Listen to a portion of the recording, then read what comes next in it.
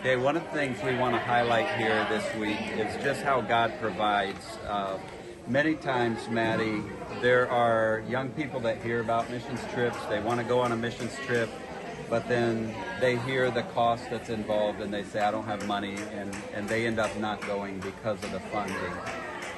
But our experience has always been, once you commit to do what God has called you to do, God always provides. So if you could just take us through how you stepped out by faith and committed to the trip, and then how God provided for the details of your trip. Yeah, so when Becca first asked if I wanted to come on the medical missions trip, I was so excited, but I knew that I didn't have the money to go, and so I knew that I would need to fundraise to make the money. And so I talked to my parents about it, and they posted a lot on Facebook, and we got around 650 just through that, and then it kind of hit a standstill. There was no money really coming in for a while, and I was just praying about it, and I had a lot of peace because I knew that if this is something that God wanted me to do, then He would provide.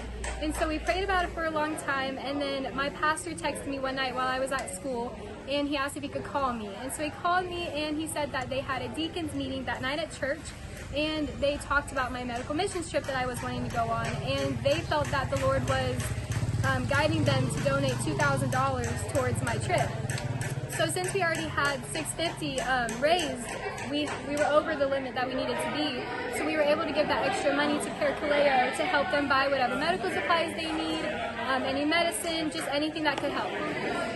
So I want to encourage you guys, if God puts it on your heart to go on a missions trip, whether it's with Parakaleo, whether it's with your church or some organization, don't let the funding stop you, because God is not broke, He's not poor, and He's able to provide whatever you need, and even some over and above that. Right, Maddie? Exactly.